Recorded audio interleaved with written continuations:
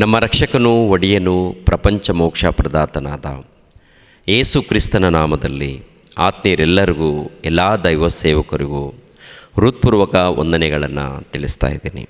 ಕಳೆದ ದಿನಗಳ ಹಿಂದೆ ಕರ್ನಾಟಕ ಕ್ರೈಸ್ತರ ರಕ್ಷಣೆ ವೇದಿಕೆಯ ಸಂಸ್ಥಾಪಕರಾದ ಶ್ರೀಯುತ ಭಾಸ್ಕರ್ ಬಾಬು ಪಾತರಪಳ್ಳಿರವರು ಹೈಕೋರ್ಟ್ ಲಾಯರ್ ಆದಂಥ ಹಿರಿಯರು ಕಾನೂನು ಮಾಹಿತಿಯನ್ನು ಕಳೆದ ವಿಡಿಯೋದಲ್ಲಿ ಮಾತನಾಡಿರುವಂಥ ವಿಷಯ ನಿಮ್ಮೆಲ್ಲರಿಗೆ ಗೊತ್ತಿರುವಂಥ ವಿಷಯ.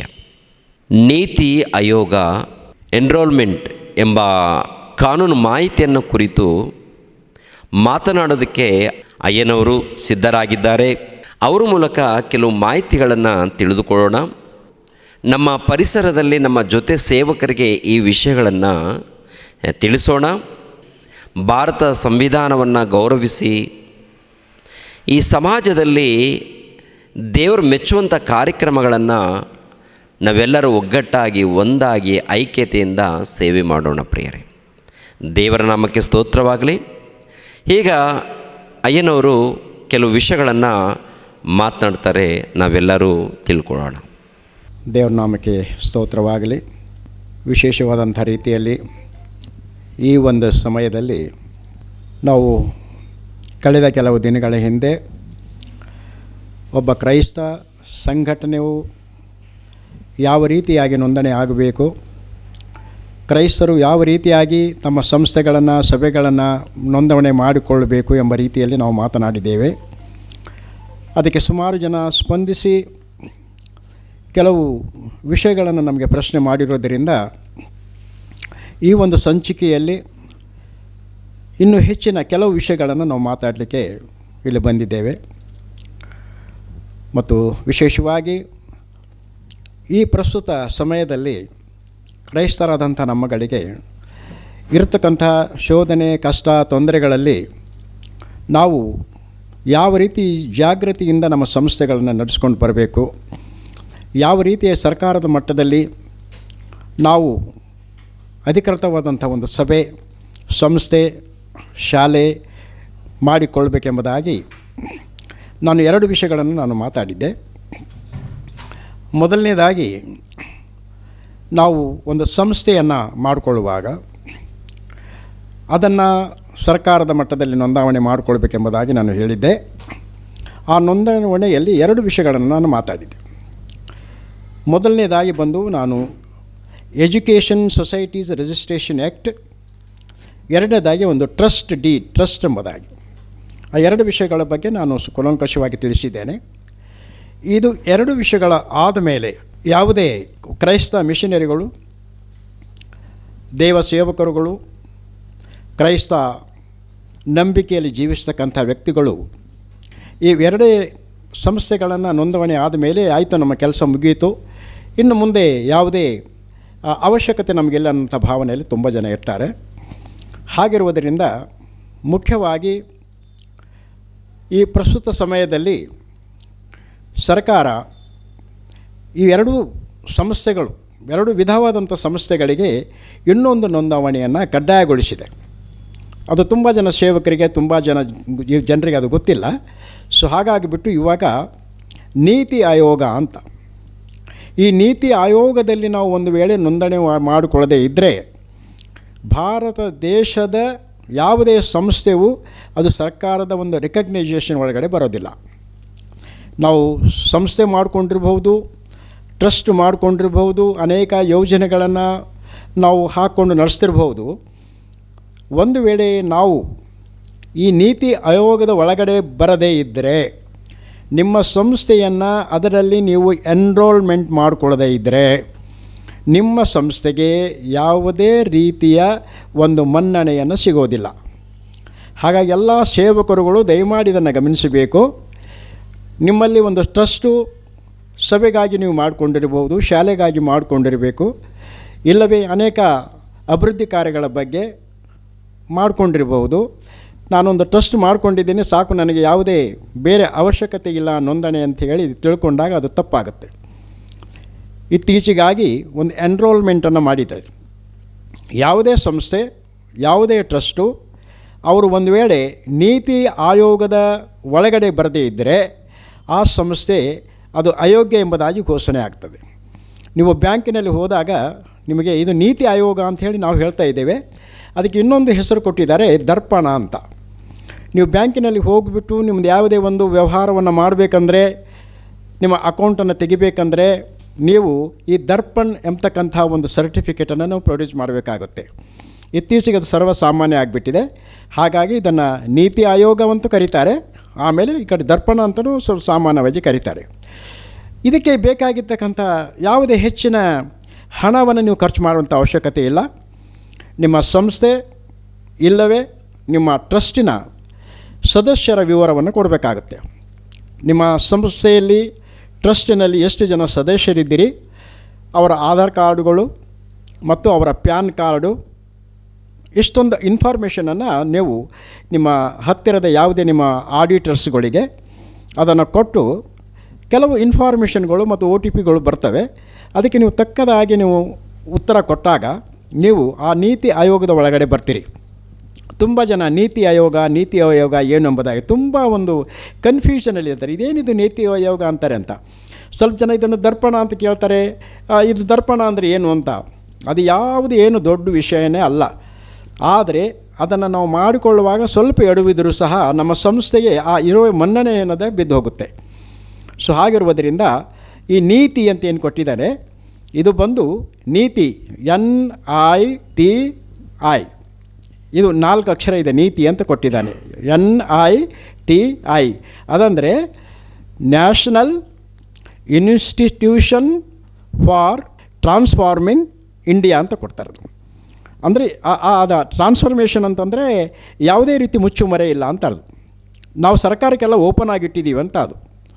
ಸೊ ಹಾಗಿರುವುದರಿಂದ ಈ ನೀತಿ ಆಯೋಗದ ಮುಂದೆ ನಾವು ಹೋಗಿ ನಮ್ಮ ದಾಖಲಾತಿಗಳನ್ನು, ನಿಮ್ಮ ಟ್ರಸ್ಟ್ ಡೀಡನ್ನು ಮತ್ತು ನಿಮ್ಮ ಸದಸ್ಯರ ವೈಯಕ್ತಿಕ ಕೆಲವು ಆಧಾರ್ ಕಾರ್ಡು ಮತ್ತು ನೀವು ಪ್ಯಾನ್ ಕಾರ್ಡ್ಗಳನ್ನು ಕೊಟ್ಟಾಗ, ಆಮೇಲೆ ಸಂಸ್ಥೆಯ ಒಂದು ಪ್ಯಾನ್ ಕಾರ್ಡು ಸಹ ಅಲ್ಲಿ ಇರ್ತದೆ, ಅದನ್ನು ನೀವು ಕೊಟ್ಟಾಗ ಅಲ್ಲಿ ನಿಮಗೆ ಒಂದು ಎನ್ರೋಲ್ಮೆಂಟು ಸಿಗುತ್ತೆ. ಹಾಗಾಗಿ ನಿಮಗೆ ಒಂದು ID ನಂಬರನ್ನು ಕೊಡ್ತಾರೆ. ಆ ID ನಂಬರು ಮತ್ತು ಡೇಟು, ಯಾವ ದಿನಕ್ಕೆ ನೀವು ಕೇಂದ್ರ ಸರ್ಕಾರದಲ್ಲಿ ಅದನ್ನು ನೋಂದಣಿ ಮಾಡಿದಿರಿ, ಅದರದ್ದು ಒಂದು ಎನ್ರೋಲ್ಮೆಂಟು ನಿಮಗೆ ಬರ್ತದೆ. ಮತ್ತು ನಿಮಗೆ ಯಾವ ಡೇಟಿನಿಂದ ಇದು ಇಂಪ್ಲಿಮೆಂಟ್ ಆಗಿದೆ ಇದು ಬರ್ತದೆ. ಇದು ತುಂಬ ಅವಶ್ಯಕ ಎಲ್ಲ ಸಂಸ್ಥೆಗಳಿಗೂ. ನೀವು ಯಾವುದೋ ಒಂದು ಸೊಸೈಟೀಸ್ ಆ್ಯಕ್ಟ್ 1960 ಒಳಗಡೆ ಮಾಡಿಕೊಂಡ್ರು ಅಷ್ಟೇ, ಅಥವಾ ನೀವು ಟ್ರಸ್ಟ್ ಡೀಡ್ಗಡೆ ಮಾಡಿಕೊಂಡ್ರು ಅಷ್ಟೇ. ಬಟ್ ನೀತಿ ಆಯೋಗದ ನೋಂದಣಿ ಕಡ್ಡಾಯ. ಇದೊಂದು ಎನ್ರೋಲ್ಮೆಂಟ್. ಇವಾಗೇನಾಗಿದೆ ಅಂದರೆ ಅಡ್ವೊಕೇಟ್ಸ್ ಇರ್ತೀವಿ ನಾವು, ಅಡ್ವೊಕೇಟ್ಗಳು ನಮ್ಮ ಗ್ರ್ಯಾಜುಯೇಷನ್ ಎಲ್ಲ ಪಾಸ್ ಮಾಡ್ತೇವೆ. ನಾವೆಲ್ಲ ಎಕ್ಸಾಮ್ಗಳನ್ನು ಪಾಸ್ ಮಾಡಿದ ಮೇಲೆ ನಮ್ಮೊಂದು ಎನ್ರೋಲ್ಮೆಂಟ್ ಅಂತ ಇರ್ತದೆ. ನಮಗೆ ಒಂದು ಎನ್ರೋಲ್ಮೆಂಟ್ ಮಾಡಿದಾಗ ಮಾತ್ರ ನಾವು ಅಡ್ವೊಕೇಟಾಗಿ ಪ್ರಾಕ್ಟೀಸ್ ಮಾಡೋಕ್ಕಾಗತ್ತೆ. ಒಂದು ವೇಳೆ ನಾವು ಎನ್ರೋಲ್ಮೆಂಟ್ ಇಲ್ಲ ಅಂತಂದರೆ ನಾವು ಯಾವುದೇ ಕೋರ್ಟಿನಲ್ಲಿ ಯಾವುದೇ ದಾವೆಯನ್ನು ನಾವು ಅಥವಾ ವಕಾಲತ್ತನ್ನು ಹಾಕಲಿಕ್ಕೆ ಆಗೋಲ್ಲ. ಹಾಗಿರುವುದರಿಂದ ಯಾವುದೇ ಸಂಸ್ಥೆ ಕೇಂದ್ರ ಸರ್ಕಾರದಿಂದಾಗಲಿ ರಾಜ್ಯ ಸರ್ಕಾರದಿಂದಾಗಲಿ ಏನಾದರೂ ಒಂದು ಅನುದಾನವನ್ನು ನೀವು ಪಡ್ಕೊಳ್ಬೇಕಂದ್ರೆ ಈ ನೀತಿ ಆಯೋಗದ ಏನು ಎನ್ರೋಲ್ಮೆಂಟ್ ಇದೆ ಇದು ಮಸ್ಟ್ ಕಂಡೀಷನ್. ಸೊ ಹಾಗಾಗಿ ತುಂಬ ಜನ ಅಂತಾರೆ, ಇದೇನಪ್ಪ ಮತ್ತು ಗೌರ್ಮೆಂಟ್ ಆಫ್ ಇಂಡಿಯಾದಿಂದ ನಾವು ಇದನ್ನು ಮಾಡಬೇಕು ಇದನ್ನು ಮಾಡಬೇಕು ಅಂತ ಏನೂ ಇಲ್ಲ. ತುಂಬ ಸಿಂಪಲ್ ಆಗಿರ್ತದೆ. ನಿಮ್ಮ ಇನ್ಫಾರ್ಮೇಷನ್ಗಳು ಮಾತ್ರ ಕರೆಕ್ಟಾಗಿದ್ದರೆ ಸಾಕು. ಆವಾಗ ನೀವು ಈ ನೀತಿ ಆಯೋಗದ ಒಳಗಡೆ ಬರ್ತೀರಿ. ಸೊ ಹಾಗೆ ಬಂದ ತಕ್ಷಣ ನೀವು ಈ ಇಡೀ ಭಾರತ ದೇಶದ ಸಂಘ ಸಂಸ್ಥೆಗಳಲ್ಲಿ ಒಂದು ಎನ್ರೋಲ್ಮೆಂಟ್ ಆಗ್ತೀರಿ. ಅದೊಂದು ಮನ್ನಣೆ ಸಿಗುತ್ತೆ ನಿಮಗೆ ಕೇಂದ್ರ ಸರ್ಕಾರದಿಂದ. ಇದು ಗೌರ್ಮೆಂಟ್ ಆಫ್ ಇಂಡಿಯಾ ಪ್ರಾಜೆಕ್ಟ್. ಇದು ಯಾವುದೇ ರಾಜ್ಯ ಸರ್ಕಾರದ ಯೋಜನೆ ಅಲ್ಲ. ಇದು ಬಂದು ಕೇಂದ್ರ ಸರ್ಕಾರದ ಯೋಜನೆ. ಆ ಕೇಂದ್ರ ಸರ್ಕಾರದ ಯೋಜನೆಯಲ್ಲಿ ಒಂದು ವೇಳೆ ನಿಮ್ಮ ಸಂಸ್ಥೆ ಬರದೇ ಇದ್ದರೆ ಅದು ತನ್ನ ಆ ಒಂದು ವ್ಯಕ್ತಿತ್ವವನ್ನು, ತನ್ನ ಇರ್ತಕ್ಕಂಥ ಒಂದು ಕ್ವಾಲಿಟಿಯನ್ನು, ತನಗಿರ್ತಕ್ಕಂಥ ಒಂದು ರಿಕಗ್ನೇಷನನ್ನು ಕಳ್ಕೊಂಡ್ಬಿಡ್ತೆ. ಸೊ ಹಾಗಿರುವುದರಿಂದ ಸಿಂಪಲ್, ನಾವೇನೋ ದೊಡ್ಡದಾಗಿ ಎಂಥ ಡಾಕ್ಯುಮೆಂಟ್ ಕೊಡೋಂಥ ಅವಶ್ಯಕತೆ ಇಲ್ಲ. ಇಲ್ಲವೇ ಅದಕ್ಕಾಗಿ ಏನೇನೋ ಹಣವನ್ನು ಖರ್ಚು ಮಾಡಬೇಕಂತೆಲ್ಲ, ಏನು ಹಣ ಖರ್ಚು ಬರೋದಿಲ್ಲ. ಸಿಂಪಲಾಗಿ ಒಬ್ಬ ಒಳ್ಳೆ ಆಡಿಟರ್ ನಿಮ್ಮ ಹತ್ರ ಆಡಿಟರ್ ಇರ್ತಾರೆ, ನಿಮ್ಮ ಅಕೌಂಟ್ಗಳು ಇರ್ತವೆ, ನಿಮ್ಮ ಕಾರ್ಯ ವ್ಯಾಪ್ತಿ ಏನೇ ಆಗಿರ್ತದೆ ಅದರಲ್ಲಿ 3 ಇರ್ತದೆ. ನಿಮ್ಮದು ರಿಸಿಪ್ಟ್ ಆ್ಯಂಡ್ ಪೇಮೆಂಟ್ಸ್ ಇರ್ತದೆ, ಆಮೇಲೆ ಬ್ಯಾಲೆನ್ಸ್ ಶೀಟ್ ಬರ್ತದೆ, ಆಮೇಲೆ ನೀವು ಯಾವ ರೀತಿ ಎಕ್ಸ್ಪೆನ್ಸ್ಗಳು ಮಾಡಿದೆ ಮತ್ತು ನಿಮ್ಮದು ಏನು ಬ್ಯಾಲೆನ್ಸ್ ಶೀಟಿನಲ್ಲಿ ಏನು ತೋರಿಸಿಡಿ ಅದನ್ನು ಮಾತ್ರ ನೀವು 3 ಹಂತದಲ್ಲಿ ಆ ಒಂದು ಆಡಿಟ್ ರಿಪೋರ್ಟನ್ನು ಮಾಡಿಸ್ತೀರಿ. ಸರ್ವಸಾಧಾರಣವಾಗಿ ಎಲ್ಲ ಮಾಡ್ತಾರೆ. ಅದನ್ನು ನಿಮಗೆ ಅಸೆಟ್ ಅಂತ ಕರೀತಾರೆ.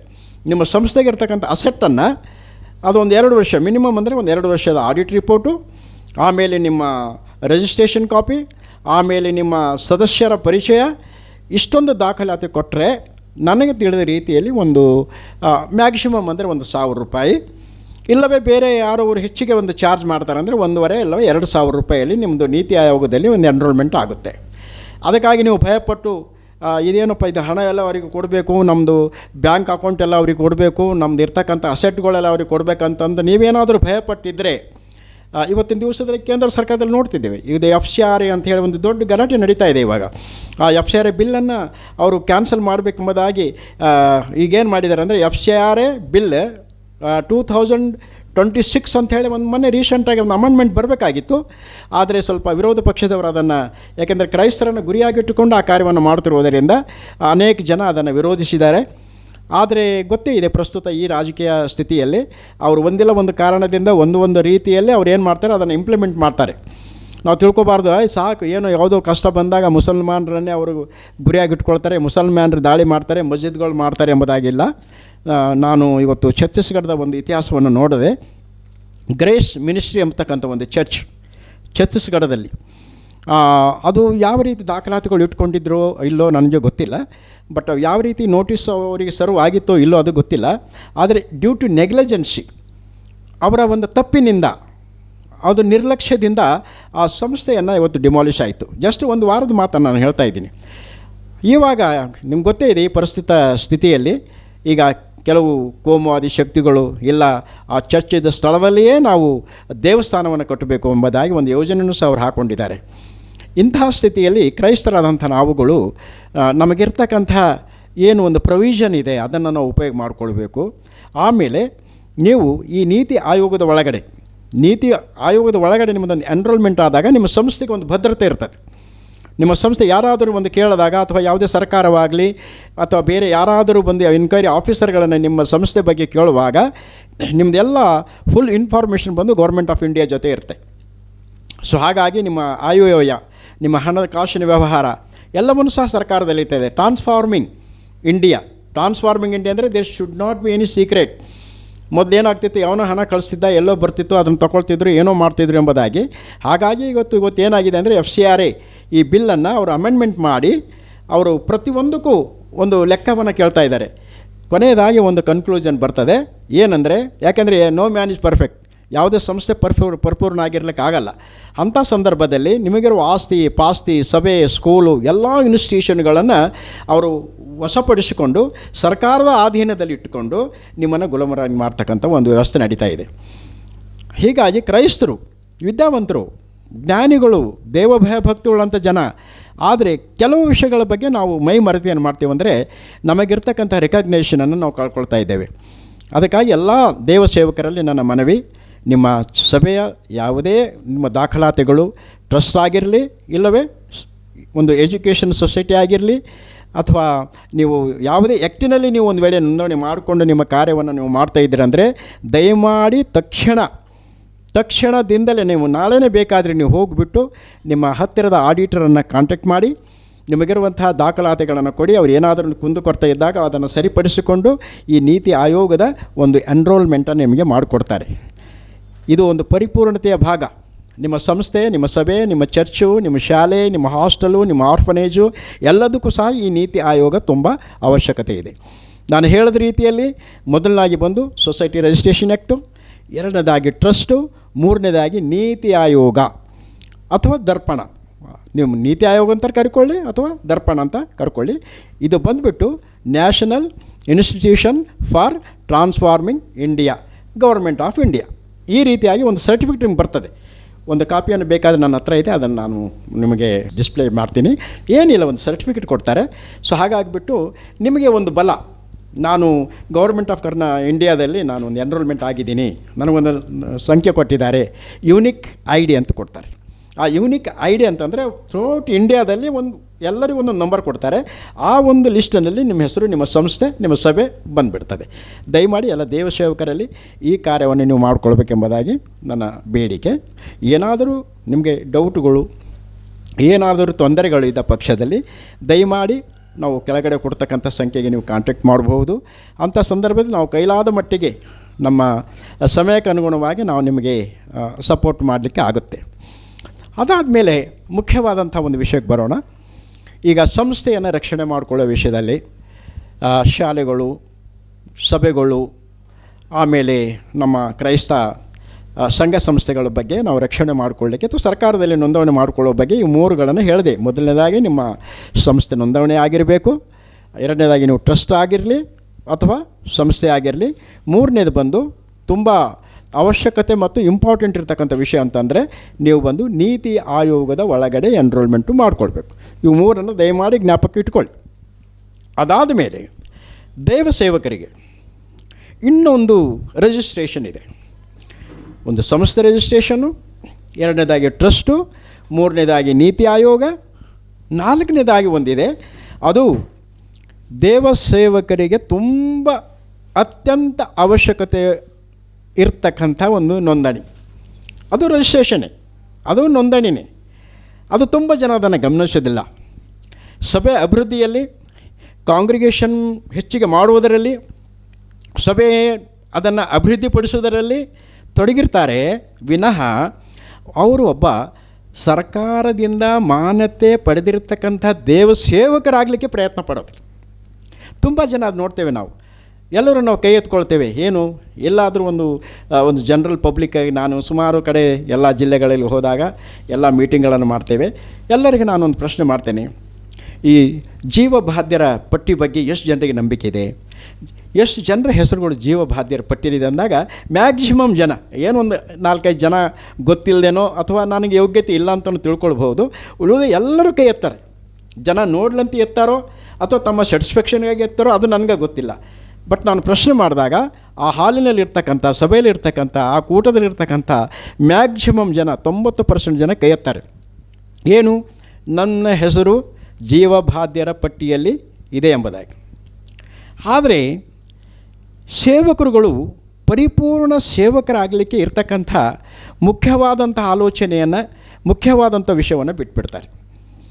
ಏಕೆಂದರೆ ಯಾವ ವ್ಯಕ್ತಿ ಗೊತ್ತು, ನಾವು ಕರ್ನಾಟಕದವ್ರ ಬಗ್ಗೆ ಮಾತಾಡೋಣ. ನಾವು ಕರ್ನಾಟಕ ರಾಜ್ಯದಲ್ಲಿ ಸೇವೆ ಮಾಡ್ತಾಯಿದ್ದೀವಿ, ಕರ್ನಾಟಕದಲ್ಲಿ ಸಭೆಗಳನ್ನು ಕಟ್ಕೊಂಡಿದ್ದೀವಿ, ಕರ್ನಾಟಕದಲ್ಲಿ ಸಂಸ್ಥೆಗಳನ್ನು ನಡೆಸ್ತಾ ಇದ್ದೀವಿ, ಕರ್ನಾಟಕದಲ್ಲಿ ನಮ್ಮ ಕಾರ್ಯವನ್ನು ಮಾಡ್ತಾ ಇದ್ದೀವಿ. ಆದರೆ ಸರ್ಕಾರದ ಮಟ್ಟದಲ್ಲಿ ನೋಂದಾಯಿತ ಸೇವಕರಾಗಿದ್ದೀರಾ? ಇದು ದೊಡ್ಡ ಪ್ರಶ್ನೆ. ತುಂಬ ಜನರಿಗೆ ಕ್ವಶನ್ ಇದೆ, ಏನು ಸರ್ ಯಾವ ನೋಂದಣಿ, ಏನು ನಮ್ಗೆ ಯಾರು ಇರ್ತದೆ, ಯಾರೋ ಬರ್ತಾರೆ, ಯಾರೋ ಒಂದು ಸರ್ಟಿಫಿಕೇಟ್ ಕೊಡ್ತಾರೆ, ಯಾರೋ ಒಂದು ಟ್ರೈನಿಂಗ್ ಕೊಡ್ತಾರೆ, ನಾವೆಲ್ಲ ಸೇವಕರಲ್ಲ ಅಂತ. ಅದು ಅಲ್ಲ, ಸುಳ್ಳಾಗುತ್ತೆ. ಯಾಕೆಂದರೆ ಒಬ್ಬ ಸೇವಕನಂದ ಮೇಲೆ ಸರ್ಕಾರದಿಂದ ಒಂದು ರೆಕಗ್ನೇಷನ್ ಬೇಕು. ದಯಮಾಡಿ ಎಲ್ಲ ಸೇವಕರಿಗೆ ನಾನು ಎಲ್ಲಿ ಹೋದಾಗಲೂ ಹೇಳ್ತೇನೆ, ಮೊದಲು ಸಹ ಅನೇಕ ವಿಷಯಗಳ ಬಗ್ಗೆ ನಾನು ಮಾತಾಡಿದ್ದೇನೆ. ದಯಮಾಡಿ ನೀವು ನಿಮ್ಮ ಸಭೆಗಳನ್ನು, ನಿಮ್ಮ ವೈಯಕ್ತಿಕ ಪರಿಚಯವನ್ನು ಸರ್ಕಾರದಲ್ಲಿ ನೋಂದಣಿ ಮಾಡಿಕೊಳ್ಳಬೇಕು. ಒಂದು ವೇಳೆ ನೀವು ಸರ್ಕಾರದಲ್ಲಿ ನೋಂದಣಿ ಮಾಡಿಕೊಳ್ಳದೆ ಏನಾದರೂ ನೀವು ಸೇವೆ ಮಾಡ್ತಾಯಿದ್ದರೆ ಸರ್ಕಾರ ಯಾವುದೇ ಸಂದರ್ಭದಲ್ಲಿ ನಿಮ್ಮನ್ನು ಬಂಧಿಸ್ತಕ್ಕಂಥ ಒಂದು ಹಕ್ಕನ್ನು ಇದೆ. ಯಾವ ಸಂದರ್ಭ? ಸರ್ವಸಾಧಾರಣವಾದಂಥ ವಿಷಯ ಏನೂ ಇಲ್ಲ. ಏನು ಮಾಡ್ತೀರಿ? ಒಂದು ಸಭೆ, ಬ್ಯಾಪ್ಟಿಸಮ್ ಕೊಡ್ತಕ್ಕಂಥದ್ದು, ಫ್ಯೂನ್ರಲ್ ಮಾಡ್ತಕ್ಕಂಥದ್ದು, ದೀಕ್ಷಾಸ್ನಾನ ಕೊಡ್ತಕ್ಕಂಥದ್ದು, ಮದುವೆ ಮಾಡ್ತಕ್ಕಂಥದ್ದು, ಇವೆಲ್ಲ ಸರ್ವಸಾಮಾನ್ಯವಾದಂಥ ಒಬ್ಬ ಸೇವಕನಿಗಿರ್ತಕ್ಕಂಥ ಹಕ್ಕುಗಳು. ಆದರೆ ಇಂಡಿಯನ್ ಕ್ರಿಶ್ಚಿಯನ್ ಮ್ಯಾರೇಜ್ ಆ್ಯಕ್ಟ್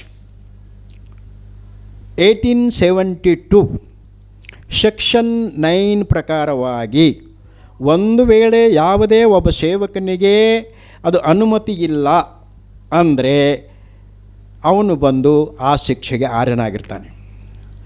ಮೊದಲನೇದಾಗಿ ಬಂದುಬಿಟ್ಟು Indian Christian marriage act 1872 section 9 ಈ ಪ್ರಕಾರವಾಗಿ ನಿಮ್ಮ ಹೆಸರನ್ನು ನೀವು ವಾಸ ಮಾಡತಕ್ಕಂಥ ರಾಜ್ಯದ ಗವರ್ನರಿಂದ ಅದನ್ನು ರೆಕಗ್ನೇಷನ್ ಮಾಡ್ಕೋಬೇಕು. ಪ್ರೊವಿಷನ್ ಇದೆ. ನಿಮ್ಮ ಮನಸ್ಸಿಲ್ಲನೋ ಅಥವಾ ನಿಮಗೆ ಮಾರ್ಗ ಗೊತ್ತಿಲ್ಲ, ನಮಗೆ ಗೊತ್ತಿಲ್ಲ. ಆದರೆ ಇಲ್ಲಿವರೆಗೆ ನಾನು ಕರ್ನಾಟಕ ರಾಜ್ಯದಲ್ಲಿ ನೋಡುವಾಗ ನನಗೆ ತಿಳಿದ ರೀತಿಯಲ್ಲಿ ಒಂದು 200 ಜನ ಆ ಒಂದು ಕಾರ್ಯದ ಒಳಗಡೆ ಬಂದಿದ್ದಾರೆ. 200 ಜನ ಅಂದರೆ ಎಲ್ಲ ಜಿಲ್ಲೆಗಳಿಂದ ಬಂದಿದ್ದಾರೆ. ಒಂದು 200 ಜನ, ನನಗನ್ಸಿದ ಮಟ್ಟಿಗೆ 200 ಚಿಲ್ಲರೆ ಹೆಚ್ಚು ಕಡಿಮೆ ಇರಬಹುದು. ಅವರು ಮಾತ್ರ ಒಂದು ರೆಕಗ್ನೇಷನ್ ತೊಗೊಂಡಿದ್ದಾರೆ. ಇಂಡಿಯನ್ ಕ್ರಿಶ್ಚಿಯನ್ ಮ್ಯಾರೇಜ್ ಆ್ಯಕ್ಟ್ ಪ್ರಕಾರವಾಗಿ ಏನು ಮಾಡಿದ್ದಾರೆ, ಅವರು ತಮ್ಮ ಲೈಸೆನ್ಸ್ಗಳನ್ನು ಪಡ್ಕೊಂಡಿದ್ದಾರೆ. ಅದು ಲೈಸೆನ್ಸ್ ಕೊಡ್ತಕ್ಕಂಥದ್ದು ಗವರ್ನರ್ ಅವರು. ಸರ್ಕಾರ ರೆಕಮೆಂಡೇಷನ್ ಮಾಡುತ್ತೆ, ಆದೇಶ ಮಾಡ್ತಕ್ಕಂಥವರು ಯಾರು? ಗವರ್ನರ್ ಅವರು. ಒಂದು ಸಾರಿ ಗವರ್ನರ್ ಆದೇಶ ಆದ ಮೇಲೆ ಅದು ನೀವು ಸರ್ಕಾರದ ಗೆಜೆಟ್ ನೋಟಿಫಿಕೇಷನಲ್ಲಿ ನಿಮ್ಮ ಹೆಸರು ಬರ್ತದೆ. ಆ ಹೆಸರಿನಲ್ಲಿ ಒಂದೇ ಇರೋದಿಲ್ಲ, ನಿಮ್ಮ ಚರ್ಚು, ನಿಮ್ಮ ವೈಯಕ್ತಿಕ ಹೆಸರು, ನಿಮ್ಮ ಅಡ್ರೆಸ್ಸು, ನಿಮ್ಮ ಫೋಟೋ ಎಲ್ಲವನ್ನು ಒಳಗೊಂಡಿರ್ತದೆ. ಹಾಗಿರುವುದರಿಂದ you are a recognised pastor.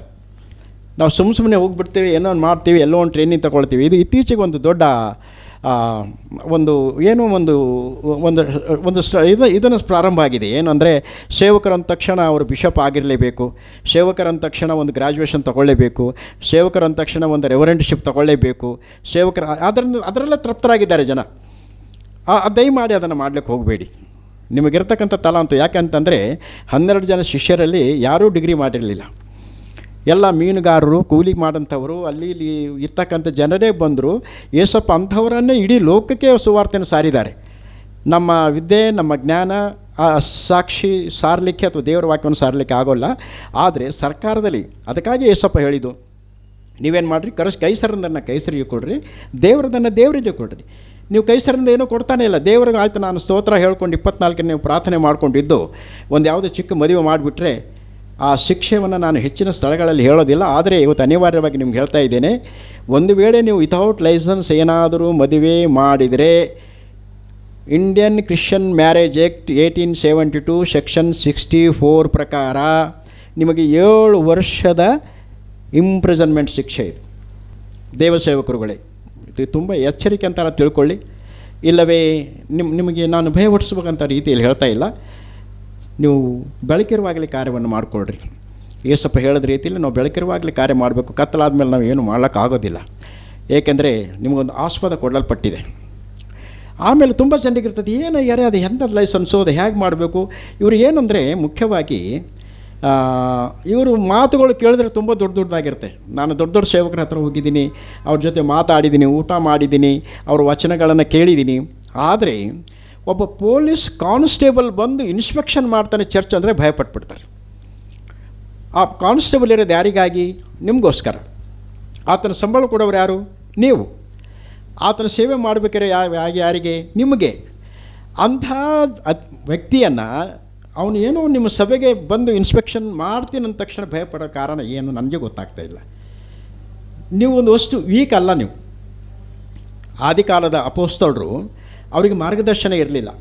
Yesappa ಹೋದ್ಮೇಲೆ, ಯಾಕಂದರೆ ಉಂಡು ತಿಳಿದು ಆರಾಮಾಗಿ ಜೀವನ ಮಾಡಿದಂಥವರು ಏಸಪ್ಪ ಹೋದ ತಕ್ಷಣ ಊಟಕ್ಕಾಗಿ ತೊಂದರೆ, ಪ್ರಾರ್ಥನೆ ಮಾಡಲಿಕ್ಕೂ ತೊಂದರೆ, ಹೊರಗಡೆ ಅಡ್ಡಾಡೋಕ್ಕೂ ತೊಂದರೆ. ಇಷ್ಟೊಂದು ಸಂದರ್ಭದಲ್ಲೂ ಸಹ ಅವರು ಕೇವಲ ಕೋಣೆಯಲ್ಲಿ ಆ ಡೋರ್ಗಳನ್ನು ಮುಚ್ಚಿಕೊಂಡು ಪ್ರಾರ್ಥನೆ ಮಾಡಿ ಇಲ್ಲಿ ಲೋಕಕ್ಕೆ ವಾಕ್ಯ ಸಾರಿದ್ದಾರೆ. ನಿಮಗೆ ಇರ್ತಕ್ಕಂಥ ಎಲ್ಲ ಪ್ರೊವಿಷನ್ ಇದೆ, ಎಲ್ಲ ಪ್ರೊವಿಷನ್ ಇದೆ. ನಿಮಗೆ ಜ್ಞಾನ ಇದೆ, ನಿಮಗೆ ವಿದ್ಯೆ ಕೊಟ್ಟಿದ್ದಾರೆ ಏಸಪ್ಪ, ಬೈಬಲ್ ಜ್ಞಾನ ಇದೆ, ನಿಮಗೆ ಏಸಪ್ಪನ ಭಯಭಕ್ತಿ ಇದೆ, ತಿಳುವಳಿಕೆ ಇದೆ, ಜನ ಇದ್ದಾರೆ. ಇಷ್ಟೆಲ್ಲ ಇರುವಾಗಲೂ ಸಹ ಅದನ್ನು ನೀವು ಉಪಯೋಗ ಮಾಡಿಕೊಂಡು ಒಂದು ವೇಳೆ ಲೈಸೆನ್ಸನ್ನು ಪಡ್ಕೊಳ್ಳದೇ ಇದ್ದರೆ ನಿಮ್ಮನ್ನು ಯಾರೂ ರಕ್ಷಣೆ ಮಾಡಲಿಕ್ಕಾಗಲ್ಲ. ಇವತ್ತಿನ ದಿವಸದಲ್ಲೇ ನಮ್ಮ ರಕ್ಷಣಾ ವೇದಿಕೆ ಮುಖಾಂತರವಾಗಿ ಅನೇಕ ಕಾರ್ಯಗಳನ್ನು ಮಾಡ್ತೇವೆ. ಅಲ್ಲಿ ಭಾಸ್ಕರ ಬಾಬುನೂ ಬರಲ್ಲ, ರಾಮು ಪಾಸ್ಟ್ರು ಬರಲ್ಲ, ಯಾರೂ ಇರಲ್ಲ ಅಲ್ಲಿ. ನಿಮಗೆ ಯಾಕಿರಲ್ಲ ಅಂದರೆ ನಿಮ್ಮ ಸಭೆಯನ್ನು, ನಿಮ್ಮ ಆತ್ಮವನ್ನು, ನಿಮ್ಮ ಗೌರವವನ್ನು ನೀವೇ ಕಾಪಾಡ್ಕೋಬೇಕು. ಆಸ್ಪದ ಇರುವಾಗ ಅದನ್ನು ಬಿಟ್ಬಿಟ್ರೆ, ಕೈಯಲ್ಲಿರ್ತಕ್ಕಂಥ ವಸ್ತುವನ್ನು ನಾವು ಬಿಟ್ಬಿಟ್ರೆ ಅದನ್ನು ತಿರುಗಿ ಬೇರೆಯವರಿಗೆ ಬ್ಲೇಮ್ ಮಾಡೋಕ್ಕಾಗಲ್ಲ. ಹಾಗಾಗಿ ಈ ನೋಂದಣಿಯಲ್ಲಿ 4 ವಿಷಯಗಳ ಬಗ್ಗೆ ನಾನು ಯಾವಾಗಲೂ ನಿಮ್ಗೆ ತಿಳಿಸಿ ಹೇಳ್ತೇನೆ. ಮೊದಲನೇದಾಗಿ ಸಂಸ್ಥೆ ನೋಂದಣಿ, ಟ್ರಸ್ಟ್ನಾಗಲಿ ಅಥವಾ ಸಂಸ್ಥೆ ಆಗಲಿ. ಮೂರನೇದಾಗಿ ಬಂದು ನಿಮಗೆ ನೀತಿ ಆಯೋಗದ ಒಂದು ರಿಕಗ್ನೇಷನ್, ಒಂದು ಎನ್ರೋಲ್ಮೆಂಟ್ ತಗೊಳ್ಳಿ.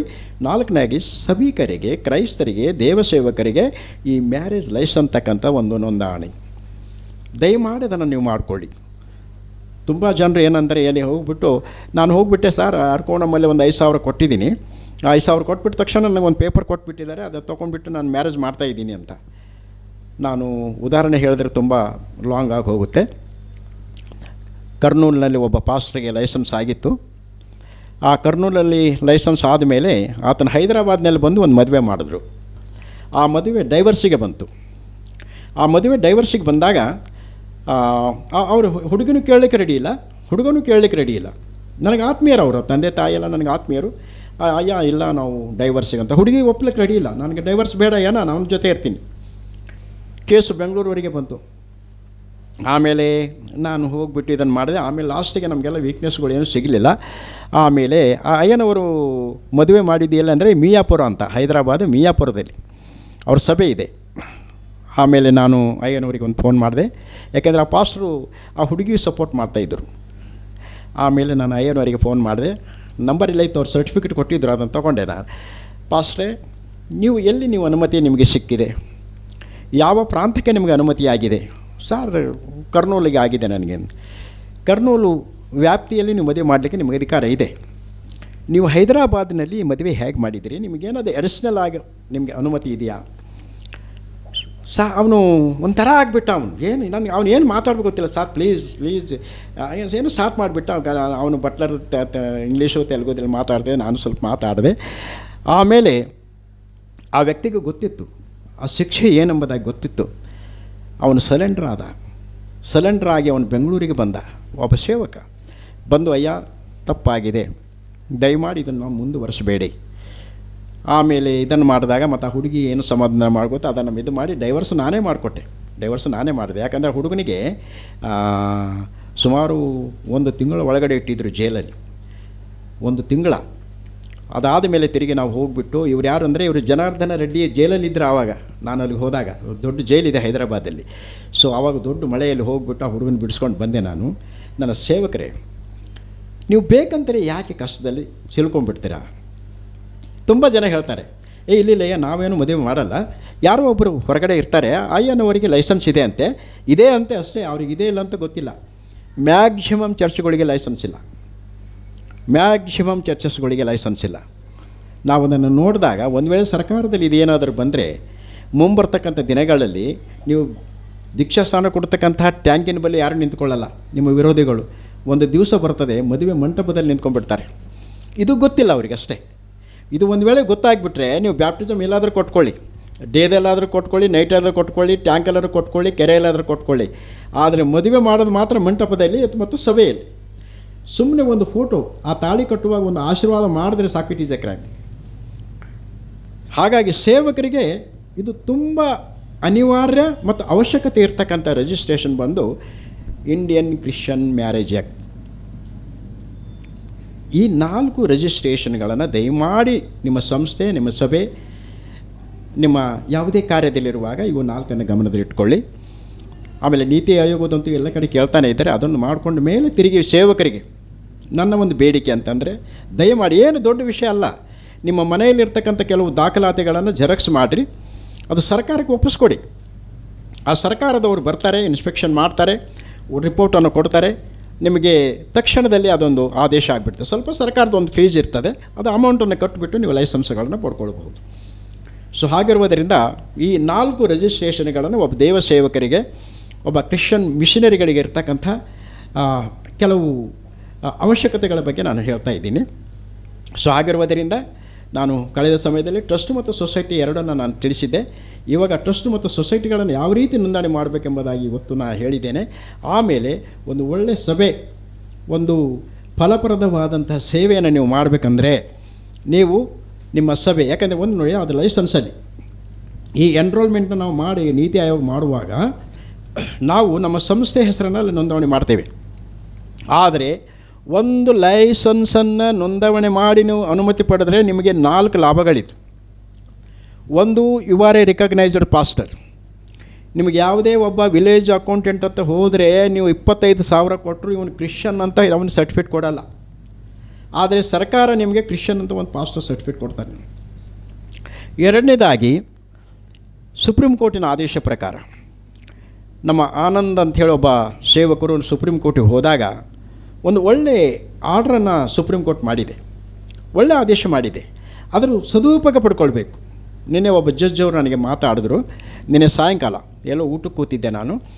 ಮಾತಾಡಿ, ಭಾಸ್ಕರ್ ಅವರೇ, ನೀವೆಲ್ಲ ಇಷ್ಟು ವಿಷಯ ಹೇಳ್ತಿದ್ರಲ್ಲ, ಈಗ ಕನ್ವರ್ಟೆಡ್ ಕ್ರಿಶ್ಚಿಯನ್ಸ್ಗಳು ಇವ್ರು ಹೇಗೆ ಮಾಡಬೇಕು, ಏನು ಮಾಡಬೇಕು ಇವಾಗ, ಯಾವ ಗ್ರೌಂಡ್ ಮೇಲೆ ಅವರು ಕ್ರಿಶ್ಚಿಯನ್ ಅಂತ ಹೋಗಬೇಕು ಅಂತ ಹೇಳಿದಾಗ ಅಯ್ಯನವ್ರಿಗೆ ಒಂದೇ ಹೇಳಿದೆ, ಅಯ್ಯ, ಒಂದು ಸುಪ್ರೀಂ ಕೋರ್ಟ್ ರೂಲ್ ಇದೆ, ಆರ್ಡ್ರ್ ಇದೆ, ಅದನ್ನು ನಾನು ಕಳಿಸ್ತೀನಿ.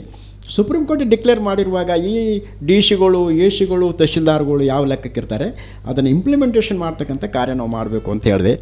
ಅಯ್ಯ, ನನಗೊಂದು ರೆಫರೆನ್ಸ್ ಕಳಿಸಿ ಅಂದಾಗ ನಾನು ನಿನ್ನೆನೇ ಅವರಿಗೆ ರೆಫರೆನ್ಸ್ ಕಳಿಸಿದೆ. ಯಾಕಂದ್ರೆ ದೊಡ್ಡ ಒಳ್ಳೆಯ ಸೇವಕರು, ಒಳ್ಳೆಯ ಸೇವಕರು ಪ್ಲಸ್ ಜಡ್ಜಾಗಿ ರಿಟೈರ್ ಆಗಿದ್ದಾರೆ. ಸೊ ಈಗೇನಾಗಿದೆ ಅಂದರೆ ಸ್ವಲ್ಪ ವಿಷಯಗಳು ಅದನ್ನು ನಾವು ಪರಾಮರ್ಶಿಸೋದಿಲ್ಲ, ಅದನ್ನು ನೋಡೋದಿಲ್ಲ. ಎಷ್ಟೋ ಆದಷ್ಟು ನೋಡ್ತೇವೆ, ಟಿ ವಿಗಳನ್ನು ಯೂಟ್ಯೂಬ್ಗಳಲ್ಲಿ ಎಲ್ಲ ನೋಡ್ತೇವೆ, ಆಯಿತು ಅಂತ ಹೇಳ್ತೇವೆ, ಅವತ್ತು ಮರ್ತು ಬಿಡ್ತೇವೆ. ರಾತ್ರಿ ಊಟ ಆದ ತಕ್ಷಣ ಮತ್ತೆ ನಮ್ಮ ಹೊಸ ಕಾರ್ಯವನ್ನು ಮಾಡ್ತೇವೆ. ಅದಕ್ಕಾಗಿ ದೈವ ಸೇವಕರಲ್ಲಿ ನನ್ನ ಮನವಿ, ನನ್ನ ಬೇಡಿಕೆ, ಒಂದು ವೇಳೆ ನಿಮಗೆ ಗೊತ್ತಿಲ್ಲ ಅದು ಏನು ಮಾಡಬೇಕು ಅಂತ ಹೇಳಿದಾಗ ದಯಮಾಡಿ ನೀವು ನಮ್ಮನ್ನು ಸಂಪರ್ಕ ಮಾಡಿ. ಇಲ್ಲ ಅಂದರೆ ನಿಮ್ಮ ಲೋಕಲ್ ಜಿಲ್ಲಾಧಿಕಾರಿ ಹತ್ರ ಮತ್ತು ಲೋಕಲ್ SP ಅವ್ರ ಹತ್ರ ನೀವು ಹೋಗಿ ಕೆಲವು ದಾಖಲಾತಿಗಳನ್ನು ನಾನು ಹೇಳ್ತೇನೆ. ನಿಮ್ಮಲ್ಲಿರ್ತಕ್ಕಂಥ ದಾಖಲಾತಿಗಳು, ಅದಕ್ಕೇನು ಬೇರೆ ಅವಶ್ಯಕತೆಯೇ ಇಲ್ಲ. ನಿಮ್ಮಲ್ಲಿರ್ತಕ್ಕಂಥ ಆಧಾರ್ ಕಾರ್ಡು, ನಿಮ್ಮಲ್ಲಿರ್ತಕ್ಕಂಥ ಟ್ರಸ್ಟ್ ಡೀಡು, ನಿಮ್ಮಲ್ಲಿ ಸಭೆಯಲ್ಲಿರ್ತಕ್ಕಂಥ ಸದಸ್ಯರ ಸಂಖ್ಯೆ, ಇಬ್ಬರು ಸೇವಕರ ಪರಿಚಯ ಪತ್ರ, ಸಿಂಪಲ್. ಅದು ಏನು ಅಂತ ದೊಡ್ಡ ವಿಷಯನೇ ಅಲ್ಲ. ಬಟ್ ಅದನ್ನು ಮಾಡಲಿಕ್ಕೆ ಇವರಿಗೆ ಭಯ. ಯಾಕೆಂದರೆ ನಾನು ಅನೇಕ ಸಾರಿ ಹೋದಾಗ ಹೇಳ್ತೇನೆ, ಎಷ್ಟೋ ಜನ ಸೇವಕರು ಒಂದು ಫೋನಿನಿಂದ ನನಗೆ ಲೈಸೆನ್ಸೇ ಬೇಡ ಅಂತ ಹೇಳಿಬಿಟ್ಟಿದ್ದಾರೆ. ಒಂದೇ ಒಂದು ಫೋನು, ಪೊಲೀಸರ ಕತೆ ಗೊತ್ತು ನಿಮಗೆ, ಯಾವ ರೀತಿ ಫೋನ್ ಮಾಡ್ತಾರೆ, ಯಾವ ರೀತಿ ಮಾತಾಡ್ತಾರೆ ಅಂತ. ಒಂದು ಫೋನಿಂದ ನನ್ನನ್ನು ರಿಕ್ವೆಸ್ಟ್ ಮಾಡ್ಕೊಂಡು ಅದು ವಿಡ್ರಾ ಮಾಡಿ ಪಾಸ್ಟ್ರೇ, ಅದನ್ನು ವಿಡ್ರಾ ಮಾಡಿ ನನಗೆ ಬೇಡ ಲೈಸೆನ್ಸ್ ಅಂದ. ಸೊ ಹಾಗಿರುವುದರಿಂದ ನಾನು ಸೇವಕರಲ್ಲಿ ಹೇಳ್ತೇನೆ, ಈ ನೋಂದಾವಣೆಯಲ್ಲಿ ತುಂಬ ಕೇರ್ಫುಲ್ ಆಗಿರ್ರಿ. ಆ ನೋಂದಾವಣೆಯಲ್ಲಿ ಇವೆಲ್ಲ ನೋಂದಾವಣೆಗಳು ಭಾಳ ಪ್ರಾಮುಖ್ಯವಾದಂಥ ನೋಂದಾವಣೆಗಳು. ಅದರಲ್ಲಿ ಈ 4ನೇ ನೋಂದಾವಣೆ ಏನು ಲೈಸೆನ್ಸ್ ಇದೆ ಅದನ್ನು ದಯಮಾಡಿ ನೀವು ಅದನ್ನು ಪಡ್ಕೊಳ್ಬೇಕು. ಒಂದು ವೇಳೆ ನೀವು ಲೈಸೆನ್ಸ್ ಪಡ್ಕೊಡದೇ ಇದ್ದಾಗ, ಇನ್ನು ತುಂಬ ಜನರಿಗಾಗುತ್ತೆ, ನಾನು ಕನ್ವರ್ಟೆಡ್ ಕ್ರಿಶ್ಚನ್ನು, ನಾನು ಬೇರೆ ಧರ್ಮದಲ್ಲಿ ಬಂದಿದ್ದೀನಿ, ನನ್ನ ಹತ್ರ ಕಾಸ್ಟ್ ಸರ್ಟಿಫಿಕೇಟ್ ಇಲ್ಲ. ಅದು ಅವಶ್ಯಕತೆ ಇಲ್ಲ. ಯಾಕಂದರೆ ಸುಪ್ರೀಂ ಕೋರ್ಟ್ ಆಲ್ರೆಡಿ ಹೇಳಿಬಿಟ್ಟಿದೆ. ಅದು ಯಾವ ವ್ಯಕ್ತಿ ಒಂದು ಧರ್ಮವನ್ನು, ಒಂದು ನಂಬಿಕೆಯನ್ನು ಸ್ವೀಕಾರ ಮಾಡಿಕೊಂಡು ಅದರಲ್ಲಿ ಜೀವಿಸ್ತಾನೋ ಈಸ್ ಎ ಕ್ರಿಶ್ಚಿಯನ್. ಅದು ಸೆಕೆಂಡ್ರಿ. ನೀನು ಕನ್ವರ್ಟೆಡ್ ಕ್ರಿಶ್ಚನೋ ಅಥವಾ ನೀನು ಬೇರೆ ಕ್ರಿಶ್ಚನೋ, ಅದು ಎರಡನೇ ಮಾತು. ಅದು ಬೇರೆ ಟಾಪಿಕಲ್ಲಿ ಅದನ್ನು ನೋಡೋಣ. ಆದರೆ ಇವಾಗ ಏನಾಗಿದೆ ಅಂದರೆ, ಆನಂದ್ ಅವರಿಗೆ ಆದೇಶ ಕೊಡುವಾಗ ಒಂದು ಹೇಳಿದ್ದಾರೆ, ಯಾವಾಗ 10 ವರ್ಷದಿಂದ ನೀನು ಸೇವೆಯನ್ನು ಮಾಡ್ಕೊಂಡು ಬರ್ತಿದ್ದೀಯಾ, ಆ 10 ವರ್ಷದಿಂದ ಸೇವೆ ಮಾಡುವಾಗ ನೀನು ದಲಿತನಂತ ಹೇಳಿ ಅದನ್ನು ಕ್ಲೈಮ್ ಮಾಡಲಿಕ್ಕಾಗೋಲ್ಲ, ಯಾಕೆಂದರೆ ಇವರೇ ಕ್ರಿಶ್ಚಿಯನ್. ಸೊ ಹಾಗಿರುವಂಥ ಮತ್ತು ಸುಪ್ರೀಂ ಕೋರ್ಟದ 1983 ಒಂದು ಆದೇಶ ಇದೆ. ಅದು ಅನ್ಬಳಗನ್ ಅಂತಕ್ಕಂಥ ಒಬ್ಬ MP ಕೇಸಿನಲ್ಲಿ ಒಂದು ಆದೇಶ ಆಗಿದೆ. The religion May change but cost does not. Cost ಬಂದು ಅದು ಪರ್ಮನೆಂಟ್, ಧರ್ಮ ಬಂದು ಬದಲಾವಣೆ ಆಗ್ತದೆ. ಆ ಸಂವಿಧಾನದ ಆರ್ಟಿಕಲ್ 25 ಅದೇ ಹೇಳುತ್ತೆ. ಏನು ಹೇಳ್ತದೆ? ಭಾರತ ದೇಶದ ಯಾವುದೇ ಪ್ರಜೆ ಯಾವುದೇ ಧರ್ಮವನ್ನು ಸ್ವೀಕಾರ ಮಾಡಿಕೊಳ್ಳಲು, ಆಚರಣೆ ಮಾಡಲು ಹಾಗೂ ಪ್ರಸಾರ ಮಾಡಲು. ತುಂಬ ಜನ ಅಂತಾರೆ, ನಿನಗೆ ಯಾರು ಲೈಸೆನ್ಸ್ ಕೊಟ್ಟರು ಪ್ರಸಾರ ಮಾಡಲಿಕ್ಕೆ? ನಿನಗೆ ಪ್ರಸಂಗ ಮಾಡಲಿಕ್ಕೆ ಯಾರು ಲೈಸೆನ್ಸ್ ಕೊಟ್ಟರು? ಚರ್ಚ್ ನಡೆಸಲಿಕ್ಕೆ ಯಾರು ಲೈಸೆನ್ಸ್ ಕೊಟ್ಟರು? ಸಂವಿಧಾನನೇ ಕೊಟ್ಟಿದೆ. ಅದನ್ನು ಪ್ರಶ್ನೆ ಮಾಡ್ತಕ್ಕಂಥ ಹಕ್ಕು, ಧೈರ್ಯ ನಂಬಲ್ಲಿ ಬೇಕು. ಆವಾಗ ನಾವು ಒಬ್ಬ ಪ್ರಬುದ್ಧವಾದಂಥ ಸೇವಕರಾಗಿ ಕೆಲಸ ಮಾಡಲಿಕ್ಕಾಗುತ್ತೆ. ಹಾಗಾಗಿ ಎಲ್ಲ ಸಾರ್ವಜನಿಕರಲ್ಲಿ, ಕ್ರೈಸ್ತರಲ್ಲಿ ವಿಶೇಷವಾಗಿ ಎಲ್ಲ ದೈವ ಸೇವಕರಲ್ಲಿ ನನ್ನ ಬೇಡಿಕೆ, ಸಮಯವಿರುವಾಗ ಕಾರ್ಯವನ್ನು ಮಾಡಿಕೊಳ್ಳಿ. ಈಗ ಒಂದು ಒಳ್ಳೆಯ ಸಮಯ ಇದೆ. ಹಾಗಾಗಿ ಈ 4 ನೋಂದಾವಣೆಗಳನ್ನು ಜ್ಞಾಪಕದಲ್ಲಿಟ್ಕೊಳ್ಳಿ. ಸಂಸ್ಥೆ ನೋಂದಾವಣೆ, ಟ್ರಸ್ಟ್ ಆಗಿರಲಿ, ಸಂಸ್ಥೆ ಆಗಿರಲಿ. ಆಮೇಲೆ ನೀತಿ ಆಯೋಗದ ಒಂದು ನೋಂದಣಿ, ಅದು ಕಡ್ಡಾಯ, ಮಸ್ಟು, ಅದು ಬೇಕೇ ಬೇಕು. ಅದು ಆದಮೇಲೆ ನೀವು ನಿಮ್ಮ ಚರ್ಚು, ನಿಮ್ಮ ಪಾಸ್ಟರ್ತ್ವ, ನಿಮ್ಮ ಸೇವೆ ಒಂದು ರಿಕಗ್ನಿಷನ್ ತೊಗೊಳ್ಬೇಕಂದ್ರೆ Indian Christian marriage act 1872 section 9 ಈ ಪ್ರಕಾರವಾಗಿ ನೀವು ಒಂದು ತೊಗೊಂಡಾಗ you are a perfect pastor. ನಿಮ್ಮ ಸೇವೆಗೆ ಯಾರು ಅಡೆತಡೆ ಮಾಡಲಿಕ್ಕೆ ಆಗಲ್ಲ. ಸರ್ಕಾರಗಳು ಬರ್ಬೋದು, ಹೋಗ್ಬೋದು, ಸರ್ಕಾರ ಇರ್ತದೆ, ಹೋಗುತ್ತೆ. ಯಾಕೆಂದರೆ ನಿಮಗೆ ಆದೇಶ ಮಾಡುವವರು ಗವರ್ನರಿಗೆ ಯಾವುದು ಪಕ್ಷ ಇಲ್ಲ. ಅವನ ಸರ್ಕಾರದ ರಿಪ್ರೆಸೆಂಟೇಟಿವ್, ಕೇಂದ್ರ ಸರ್ಕಾರದ ರಿಪ್ರೆಸೆಂಟೇಟಿವ್. ಅದಾದ ಮೇಲೆ ನಿಮ್ಮ ಹೆಸರು ಗೆಜೆಟಲ್ಲಿ ಬರ್ತದೆ. ಗೌರ್ಮೆಂಟ್ ಗೆಜೆಟಲ್ಲಿ ಬಂದುಬಿಟ್ಟು ಇಸ್ ಎನ್ ಪರ್ಫೆಕ್ಟ್ ಡಾಕ್ಯುಮೆಂಟ್. ಅದು perfect document, nobody can change it. ಒಂದು ಸಾರಿ ಗೆಜೆಟ್ ನೋಟಿಫಿಕೇಷನ್ ಆದರೆ it is an perfect document. So ಹಾಗಿರುವುದರಿಂದ ಎಲ್ಲ ವಿಷಯಗಳನ್ನು ಒಂದೇ ಸಾರಿ ನಾವು ಮಾತಾಡಿದಾಗ ನಿಮಗೆ ಕನ್ಫ್ಯೂಸ್ ಆಗಬಹುದು. ಹಾಗಾಗಿ ನಾನು ಕಳೆದ ಸಾರಿ ನಿಮ್ಮ ಟ್ರಸ್ಟ್ ಸೊಸೈಟಿ ಬಗ್ಗೆ ಹೇಳಿದೆ, ಇವಾಗ ನೀತಿ ಆಯೋಗದ ಬಗ್ಗೆ ಹೇಳ್ತಾ ಇದ್ದೀನಿ. ಅದನ್ನು ನೀವು ದಯಮಾಡಿ ನಿಮ್ಮ ಇದ್ದ ಸಂಸ್ಥೆನೇ ನೀವು ಎನ್ರೋಲ್ಮೆಂಟ್ ಮಾಡ್ಕೊಳ್ಬೇಕು. ಅದಾದಮೇಲೆ ಹೊಸದಾಗಿ ನೀವು ನಿಮ್ಮ ಸಂಸ್ಥೆಯನ್ನು, ನಿಮ್ಮ ಚರ್ಚನ್ನು, ನಿಮ್ಮ ಪಾಸ್ಟರ್ತ್ವವನ್ನು ಒಂದು ವೇಳೆ ನೀವು ರಿಕಗ್ನಿಷನ್ ಬೇಕು ಸರ್ಕಾರದ ಮಟ್ಟದಲ್ಲಿ, ಲೋಕದ ಮಟ್ಟದಲ್ಲಿ. ಮುಂದೆ ನಾವು ಬರ್ತಕ್ಕಂಥ ಒಂದು ಭಾರವಾದಂಥ ಒಂದು ಶಿಕ್ಷೆಯಿಂದ, ಶೋಧನೆಯಿಂದ, ಕಾನೂನಿನಿಂದ ತಪ್ಪಿಸ್ಕೊಳ್ಬೇಕಂತಂದರೆ ಈ ಒಂದು ಇಂಡಿಯನ್ ಕ್ರಿಶ್ಚಿಯನ್ ಮ್ಯಾರೇಜ್ ಆ್ಯಕ್ಟು ತುಂಬ ತುಂಬ ತುಂಬ ಅವಶ್ಯಕತೆ ಮತ್ತು ಎಲ್ಲ ಸೇವಕರು ಪಡ್ಕೊಳ್ಳೇಬೇಕಾದಂಥ ಕಡ್ಡಾಯ. ಹಾಗಿರುವುದರಿಂದ ದೇವ ಸೇವಕರುಗಳೇ, ನಿಮ್ಮ ಪ್ರಾರ್ಥನೆ ನಮಗಾಗಿರಲಿ. ನಾವು ಕರ್ನಾಟಕ ಕ್ರೈಸ್ತರ ರಕ್ಷಣಾ ವೇದಿಕೆಯಿಂದ ನಮ್ಮ ಕೈಲಾದ ಮಟ್ಟಿಗೆ ನಾವು ಎಲ್ಲ ಜಿಲ್ಲೆಗಳಿಗೆ ಹೋಗಿ ಅನೇಕ ಸೇವಕರಿಗೆ ಇದನ್ನು ತಿಳಿಸಿ, ಅನೇಕ ಸೇವಕರ ಅರ್ಜಿಗಳನ್ನು ಸಹ ನಾವು ಕಳಿಸಿ ಸುಮಾರು ಜನ ಸೇವಕರು ಇವತ್ತಿನ ದಿವಸದಲ್ಲಿ ಆ ಒಂದು ಕಾರ್ಯವ್ಯಾಪ್ತಿಗೆ ಬರ್ತಾ ಇದ್ದಾರೆ. ಏಕೆಂದರೆ ಜಿಲ್ಲೆಗೆ ಅಟ್ಲೀಸ್ಟ್ ಒಂದು 10ರಿಂದ 15 ಜನ. ಇವತ್ತು ನಮಗೆ ಬೇಸರಾಗುತ್ತೆ. ಇಲ್ಲಿ ಬೀದರ್ ಜಿಲ್ಲೆಯಲ್ಲಿ ಸುಮಾರು ಊರಿಗೆ 1-2 ಚರ್ಚ್ ಇದೆ, ಒಂದು ಊರಿಗೆ 1 ಚರ್ಚ್ ಇದೆ, ಕಾಂಗ್ರಿಗೇಷನ್ ಬೇಕಾದಷ್ಟಿದೆ. ಆದರೆ ಎಲ್ಲ ವಿಷಯದಲ್ಲಿ ನಾನು ಕ್ಯಾಲ್ಕುಲೇಷನ್ ಮಾಡಿದಾಗ 7 ಜನ ಲೈಸೆನ್ಸ್ ಹೋಲ್ಡರ್ಸ್ ಇದ್ದಾರೆ, ಕೇವಲ 7 ಜನ. ಅದರಲ್ಲಿ ಬಂದುಬಿಟ್ಟು ಸೇವಂತ್ ಡೇ ಚರ್ಚಿನಲ್ಲಿ 3 ಜನ ಇದ್ದಾರೆ. ಆಮೇಲೆ ಇಂಡಿಪೆಂಡೆಂಟ್ ಸೇವಕರು ಸ್ವಲ್ಪ ಮಾಡ್ಕೊಂಡ್ಬಿಟ್ಟಿದ್ದಾರೆ. ಬೇರೆ ಬೇರೆ ಸೇವಕರು ಅದ್ರ ಬಗ್ಗೆ ತಲೆ ಕೆಡಿಸ್ಕೊಳ್ಳಲ್ಲ, ಯಾಕೆಂದರೆ ಅದು ಆ ಒಂದು ಸಮಯ ಅವರಿಗಿನ್ನೂ ಬಂದಿಲ್ಲ. ಸೊ ಹಾಗಿರುವುದರಿಂದ ನಾನು ಹೇಳೋದು, ದಯಮಾಡಿ ಈ ಒಂದು ಲೈಸೆನ್ಸನ್ನು ಪಡ್ಕೊಳ್ಳಿಕ್ಕೆ ಪ್ರಯತ್ನ ಮಾಡಿ. ನಿಮ್ಮಲ್ಲಿರ್ತಕ್ಕಂಥ ದಾಖಲಾತಿಗಳನ್ನು ಸರ್ಕಾರಕ್ಕೆ ಸಬ್ಮಿಟ್ ಮಾಡಿ. ಯಾಕೆಂದರೆ ಜೀವಬಾಧ್ಯರ ಪಟ್ಟಿಲಿರ್ತಕ್ಕಂಥ ಹೆಸರನ್ನು ಬಗ್ಗೆ ನಾನು ಕೇಳಿದ ಒಂದೇ ಒಂದು ಅಂದರೆ, ವಿಧಾನಸೌಧದಲ್ಲಿ ಎಷ್ಟು ಜನರ ಹೆಸರಿದೆ, ಈ ಒಂದು ಪ್ರಶ್ನೆಯನ್ನು ಮಾಡಲಿಕ್ಕಾಗಿ ನಿಮ್ಗೆ ಕೇಳಿದ್ದು. ಒಂದು ವೇಳೆ ನೀವು ಅರ್ಜಿಯನ್ನು ಹಾಕೊಂಡಾಗ ತಕ್ಷಣ 1 ವಾರದಲ್ಲಿ ನಿಮ್ಮ ಹೆಸರು ವಿಧಾನಸೌಧದಲ್ಲಿ ನೋಂದಣಿ ಆಗುತ್ತೆ. ವಿಧಾನಸೌಧದಲ್ಲಿ ನಿಮ್ಮ ಹೆಸರು ಬರ್ತದೆ, ನಿಮ್ಮ ಚರ್ಚ್ ಬರ್ತದೆ, ನಿಮ್ಮ ಫುಲ್ ಬಯೋಡೇಟಾವನ್ನು ಅಲ್ಲಿ ಬರ್ತದೆ, ನಿಮ್ಮ ಫೋಟೋ ಸಹ ಬರ್ತದೆ. ಅಪ್ಲಿಕೇಶನ್ ಹಾಕಿದಾಗ ಮಾತ್ರ ಇಮಿಡಿಯೇಟಾಗಿ ನಿಮಗೊಂದು ನಂಬರ್ ಕೊಟ್ಬಿಡ್ತಾರೆ. ಒಂದು ನಂಬರ್ ಬರ್ತದೆ, MES ಅಂಥೇಳಿ ಒಂದು ನಂಬರ್ ಬರ್ತದೆ. ಅದು ಬಂದುಬಿಟ್ಟು ಅದನ್ನೇ ನಿಮಗೇನು ಮಾಡ್ತದೆ, ಕಂಟಿನ್ಯೂಷನ್ ಆಗಿ ಮುಂದೆ ಆದೇಶ ಆಗುತ್ತೆ. ಹಾಗಿರುವುದರಿಂದ ನನ್ನ ಪ್ರಿಯ ಸಹೋದರರಲ್ಲಿ ನನ್ನ ಬೇಡಿಕೆ, ಇದನ್ನು ಕಡ್ಡಾಯವಾಗಿ ಮಾಡಿಕೊಳ್ಬೇಕು. ಈ ನೋಂದಣಿ ಬಗ್ಗೆನೇ ನಾನು 2 ಎಪಿಸೋಡ್ಗಳಲ್ಲಿ ಮಾತಾಡಿದ್ದೀನಿ. ಹಾಗಾಗಿ ದಯಮಾಡಿ ಎಲ್ಲ ದೇವ ಸೇವಕರುಗಳು ಈ ಒಂದು ಲೈಸೆನ್ಸನ್ನು ಪಡ್ಕೊಂಡು ನಿಮ್ಮ ಸೇವೆಯನ್ನು ಅಭಿವೃದ್ಧಿಪಡಿಸಿರಿ. ಕಡೆ ಕಾಲದಲ್ಲಿ ನಾವು ಜೀವಿಸ್ತಾ ಇದ್ದೇವೆ. ಯೇಸಪ್ಪ ಬರ್ತಕ್ಕಂಥ ಸಮಯ ಬಹಳವಾಗಿದೆ. ಏಕೆಂದರೆ ಈ ಕಷ್ಟಕರವಾದಂಥ ಈ ಪರಿಸ್ಥಿತಿಯಲ್ಲಿ, ಏಕೆಂದರೆ ಇವತ್ತಿನ ದಿವಸದಲ್ಲಿ ನೋಡ್ತೇವೆ ನಾವು ಎಲ್ಲ ಜನ ಸೇರಿ ಕ್ರೈಸ್ತ ವಿರೋಧಿಗಳು ಯಾವ ರೀತಿ ಕ್ರೈಸ್ತರ ಮೇಲೆ ಅನ್ಯಾಯಗಳನ್ನು ಮಾಡ್ಕೊಂಡು ಬರ್ತಾ ಇದ್ದಾರೆ. ಅದರಿಂದ ನಾವು ರಕ್ಷಣೆ ಪಡ್ಕೊಳ್ಬೇಕಂದ್ರೆ ಅಟ್ಲೀಸ್ಟ್ ನಮಗಿರ್ತಕ್ಕಂಥ ಈ ಒಂದು ಆಸ್ಪದವನ್ನು ನಾವು ಸದುಪಯೋಗಪಡಿಸ್ಕೊಂಡು ನಮ್ಮ ಸೇವೆಯನ್ನು ನಾವು ಮುಂದುವರಿಸಾಗಿ ದೇವರು ನಮ್ಮನ್ನು ಸಹಾಯ ಮಾಡಲಿ. ನಮಗಾಗಿ, ನಮ್ಮ ಸಂಘಟನೆಗಾಗಿ, ನಮ್ಮ ವೈಯಕ್ತಿಕ ಎಲ್ಲ ಪ್ರಾರ್ಥನೆಗಳನ್ನು ನಮ್ಮ ನೆನೆಸ್ಕೊಂಡು ಮುಂದೆ ಬರ್ತಕ್ಕಂಥ ಅಲ್ಪ ಸೇವೆಯನ್ನು ನಾವು ನಿಮಗೆ ಮಾಡಲಿಕ್ಕೆ ಸಹಾಯ ಮಾಡ್ತಾ ಬರ್ತೀರಿ ಅಂತ ಹೇಳಿ 2 ಮಾತು ಮುಗಿಸ್ತೇನೆ. Praise the lord. Thank you. ದೇವರ ನಾಮಕ್ಕೆ ಸ್ತೋತ್ರವಾಗಲಿ. ಇಲ್ಲಿಯವರೆಗೆ ಅನೇಕ ವಿಷಯಗಳನ್ನು ಅಯ್ಯನವರು ಮಾತನಾಡಿದರು. ಹೌದು ಪ್ರಿಯರೇ, ಖಂಡಿತವಾಗಿ ನಾವೆಲ್ಲರೂ ಕಾನೂನು ಮಾಹಿತಿಯನ್ನು ತಿಳಿದುಕೊಂಡು ರೆಕಗ್ನೇಷನ್ ಸೇವಕರಾಗಿ ಸಮಾಜದಲ್ಲಿ ಸೇವೆ ಮಾಡೋದಕ್ಕೆ ನಾವೆಲ್ಲರೂ ಸಿದ್ಧರಾಗೋಣ. ಎಲ್ಲರೂ ತಲೆಬಾಗಿಸಿರಿ. ಚಿಕ್ಕದಾಗಿ ಪ್ರಾರ್ಥನೆ ಮಾಡುತ್ತೇನೆ. ನಮ್ಮನ್ನು ಬಹಳವಾಗಿ ಪ್ರೀತಿಸುವಂಥ ನಮ್ಮ ತಂದೆಯಾದ ದೇವರೇ, ನಿಮಗೆ ಸ್ತೋತ್ರಗಳು. ಇಲ್ಲಿಯವರೆಗೆ ನಿಮ್ಮ ದಾಸರಾದ ಭಾಸ್ಕರ ಬಾಬು ಪಾತರಪಳ್ಳಿರವರು ಕೆಲವು ಕಾನೂನು ಮಾಹಿತಿಗಳನ್ನು ತಿಳಿಸ್ಕೊಟ್ಟಿದ್ದಾರೆ ತಂದೆ. ಅವರನ್ನು, ಅವರ ಕುಟುಂಬವನ್ನು ಇನ್ನೂ ಹೆಚ್ಚಾಗಿ ಆಶೀರ್ವದಿಸಿ ಈ ಕರ್ನಾಟಕದಲ್ಲಿ ಪ್ರತಿ ಸೇವಕರು ತಿಳಿದುಕೊಂಡು ತಂದೆ ನಿಮ್ಮ ವಾಕ್ಯಕ್ಕೆ ಒಳಪಟ್ಟು ಭಾರತ ಸಂವಿಧಾನವನ್ನು ಗೌರವಿಸಿ ಕಾನೂನಿಗೆ ಒಳಪಟ್ಟು ನಿಮ್ಮ ಸೇವೆಯನ್ನು ಮಾಡುವಂತೆ, ನಿಮ್ಮ ಪ್ರೀತಿಯನ್ನು ಸಮಾಜಕ್ಕೆ ಪರಿಚಯ ಮಾಡುವಂತೆ ನಮ್ಮೆಲ್ಲರಿಗೂ ಸಹಾಯ ಮಾಡಿ ಎಲ್ಲರನ್ನೂ ಆಶೀರ್ವದಿಸಿ, ಪ್ರತಿ ಸೇವಕರನ್ನೂ ಆಶೀರ್ವದಿಸಿ. ಯೇಸು ಪವಿತ್ರ ನಾಮದಲ್ಲಿ ಬೇಡಿ ಹೊಂದಿದೆಯಪ್ಪ ತಂದೆಯೇ, ಆಮೇನ್.